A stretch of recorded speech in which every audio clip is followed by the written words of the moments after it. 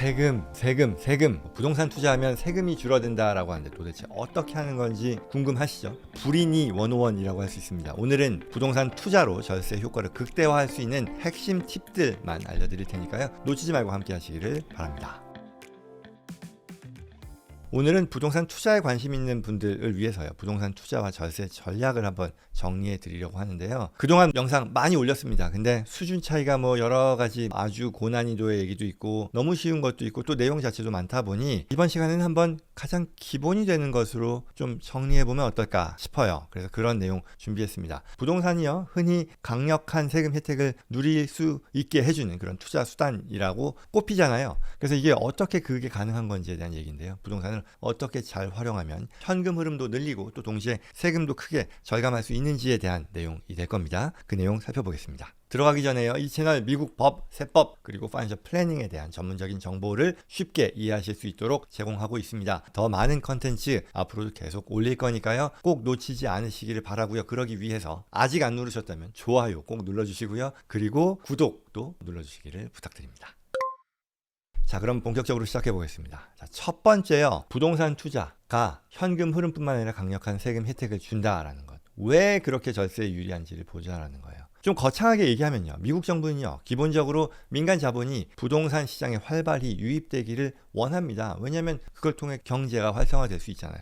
주택 건설도 증가하고요. 또 임대 시장도 활발해지면서 이제 돈이 돌고 경제가 돌아가니까요. 그래서 부동산 투자를 하는 분들에게 이러한 투자를 권장하기 위해 세제상의 혜택을 준다라는 거죠. 배경은 이해하기 어렵지 않을 겁니다. 예를 들어서 사업가나 투자자들에게 제공되는 어떤 다양한 세액 공제 또는 감가상각제도 또는 수익을 이 부동산 임대 활동에서 발생하는 수익을 손실을 다른 소득을 줄이는 데 쓸 수 있다거나 이렇게 해주는 것들이 많이 있단 말이죠. 그러면 이 말은 투자자 입장에서 현금 흐름을 높임과 동시에 세금도 줄이는 그런 혜택을 누릴 수 있다는 거거든요. 그러니 이렇게 주어지는 세제상 혜택을 활용하면 월세 수입도 얻고 또 세금 부담을 이에 대해 굉장히 최소화하거나 아니면 심지어는 내지 않는 그런 상황까지도 누릴 수 있게 된다는 그런 얘기인 거죠. 그러면 이제는 어떻게 해서 이게 가능한지에 대한 것들을 기본적인 혜택 설명 위주로 한번 다뤄볼게요.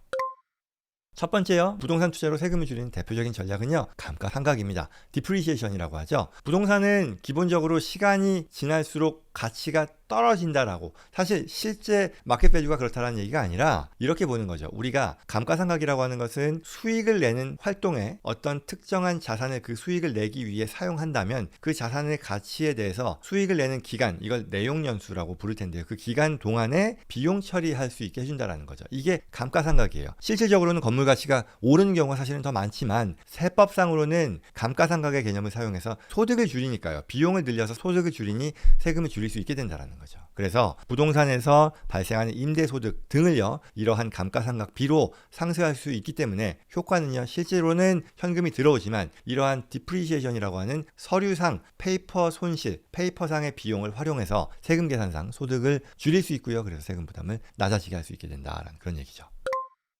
두 번째는요. 감가상각에 더 나아가서요. 가속 감가상각이라는 게 가능합니다. 이걸 accelerated depreciation이라고도 부르는데요. 일반적인 건물의 감가상각은 이 아까 내용연수를 말씀드렸는데 주택 같은 경우는 거주용의 경우는 27.5년 그리고 상업용의 경우는 39년 하니까 30년, 40년 오랜 기간에 걸쳐서 공제하는 거잖아요. 그러니 공제 기간이 오래 걸리니까 그 기간별 매년 공제할 수 있는 그 금액이 제한적인데 이걸 빨리 앞당겨서 공제할 수 있도록 세법상의 혜택을 준다라는 거죠. 이게 cost segregation이라고도 하고요. 또는 accelerated depreciation 또는 보너스 디프리시에이션이라고도 하는데 cost segregation은 뭐냐면 건물이 있을 때 단순히 이 건물의 가격에 대해 30년, 40년에 걸쳐서 감가상각을 하는 게 아니라 건물 내의 구성 요소들을 다 구분한다는 거예요. segregate 한다는 얘기죠. 예컨대 카페트라던가 아니면 가전, 조명시설, HVAC 이런 시설들을 발라내서요. 그런 시설물에 할당되는 원가에 대해서는 더 짧은 내용연수를 적용해서 빠르게 감가상각할 수 있다는 거죠. 그러면 어떤 혜택이 있느냐? 투자 초기에 대규모 공제를 앞당겨서 받으면요. 세금을 큰 폭으로 줄일 수 있는 거잖아요. 왜냐하면 내가 공제할 수 있는 비용이 많은 거니까. 그렇다면 현금 흐름 측면에서 초기 몇 년 동안에 당연히 유리해지죠. 특히 이 부동산 가치가 큰 경우라고 하면 이 커스트 세그레게이션을 활용해서 내가 감가상각을 빨리 함으로써 현금 흐름을 더 유리하게 가져갈 수 있다는 거죠. 여기서 간혹 이런 말씀하시는 분 계세요. 제가 다른 영상에서도 그렇지 않습니다라고 얘기한 건데, 어차피 이거 빨리 인식할 뿐이지 나중에 인식하는 것을 인식 못한다라는 점에서는 이거 뭐 조삼모사 아니냐라고 하지만 그렇지 않다고 말씀드렸어요. 같은 세금을 낸다 해도 지금 내는 것과 미래에 내는 걸 보면, 세금을 예컨대 10,000불을 지금 안 내고 30년 뒤에 낸다라는 말의 뜻은 10,000불을요 30년 동안 정부로부터 무이자 대출 받는 거로 볼 수 있는 거잖아요. 따라서 이게 어차피 지금 내나 나중에 내나 내는 거 마찬가지니 이거 무의미한 거 아니야 라고 생각한다면 전혀 그렇지 않다라는 거 사족입니다만 말씀드립니다. 자, 그 다음에 세 번째는요, 부동산 투자에 있어서 우리가 또 활용할 수 있는 것이 다양한 공제 항목이 있다라는 거죠. 대표적인 거 이자 비용이요. 부동산 구입할 때요, 임대부동산, 투자부동산 구입할 때 대출 받으면요, 대출 이자를 이러한 이 임대 소득에 있어서의 차감 항목인 비용으로 처리할 수 있게 된다라는 거죠. 또한 이 부동산에 대해서 취득 시, 취득 후 유지하면서 발생하는 세금 있죠. 부동산 프로퍼티 텍스라든가 아니면 건물 유지 보수 비용, 관리비, 법률 비용 이런 것들도 공제 가능하고요. 또는 이러한 임대 부동산을 관리하는 데서 들어가는 전문 서비스 공제, 세금 신고에 있어서의 회계사, 변호사도 마찬가지일 것이고요. 또는 관리에서 필요한 이런 매니지먼트 컴퍼니의 사용료 이런 것들도 공제할 수 있다라는 그런 혜택을 볼 수 있겠죠. 네 번째는요, 소득을 상쇄하는 이런 텍스 offset이라고도 부를 수 있을 텐데요. 이 부동산에서 발생하는 손실, 특히 앞서 얘기한 코스트 세그리게이션을 활용해서 큰 규모의 페이퍼 로스를 만들 수 있잖아요. 이러한 로스를 다른 소득과 상기하는 데 활용할 수 있다라는 겁니다. 물론 이러기 위해서는요, 모두가 할 수 있는 것은 아니고요. 부동산 전문직, 맞고 말해 리얼 에스테이트 프로페셔널로 자격을 확보하거나 이렇게 취득해서 소득을 내는 데 있어서 단기 임대요, 이 평균 임대 기간이 30일 이하인 예컨대 에어비앤비의 비즈니스를 하는 그런 경우겠죠. 이럴 경우에 이 부동산에서의 페이퍼 로스를 다른 소득과 상기할 수 있다는 것도 우리가 고려할 수 있는 그런 부동산 투자에 있어서의 혜택이라 하겠습니다.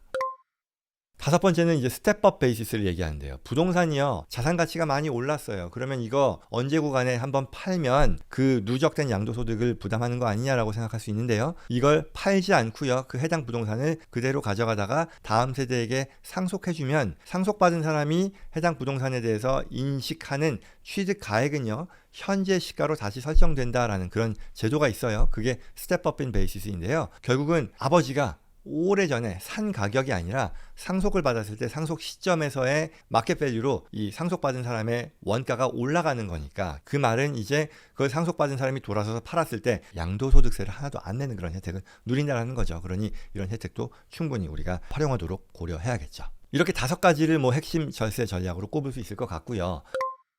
그러면 실제로 이걸 어떻게 활용하느냐? 첫째, 감가상각, 공제 전략, 앞서 얘기했었던 거 활용할 것이고요. 또한 이런 것들을 진행하는 데 있어서 정확한 영수증, 지출 증빙 같은 것들을 챙겨놓는 것도 필요할 겁니다. 그리고 또 투자 구조에 따른 맞춤 전략을 생각할 수 있을 텐데요. 이걸 오늘 막 다루는 건 아닙니다만, 부동산 투자에 있어서 개인 명의로 할 것이냐, LLC로 할 것이냐, 파트너십으로 할 것이냐, 아니면 코퍼레이션으로 할 것이냐, 어떤 투자로 하느냐에 따라 부동산을 소유하고 또한 이 투자 소득을 내느냐에 따라 세금이 또 달라지니까 각각의 장단점을 파악해서 본인 상황에 어떤 게 가장 유리한지를 검토하고 결정해야 되겠다라고 하겠죠. 그리고 마지막으로 중요한 것은 앞서 스텝업 인 베이시스도 그렇지만 장기적인 관점에서 플랜 세우는 게 중요하다. 부동산 투자 일반적으로 장기 보유 대상 투자 상품이죠. 그러니 가치 상승, 그리고 임대 소득, 그리고 이후의 세금 공제까지 노린다는 면에서 그런 장기 투자 상품으로서 어떤 부동산을 선택할지도 중요한 어떤 실무상의 고려 대상이라 하겠습니다. 결국 정리하면요, 부동산 투자로 얻을 수 있는 장점이요, 월세 수입, 현금 흐름, 그리고 양도소득, 이러한 혜택을 누림과 동시에 절세, 여기서 발생하는 세금을 내가 안 내거나 굉장히 줄이거나 할 수 있는 그런 제도적인 환경이 있다라는 것을 적극적으로 활용한다는 그런 얘기입니다. 물론 항상 좋은 결과만 있는 건 아닙니다. 무리하게 레버리지 대출 받아서 투자하면 그만큼 또 위험 부담이 커지니까요, 적절한 물건을 찾아서요, 꾸준히 관리하고 세금 전략 제대로 세우는 것이 필요하겠다라고 하겠습니다.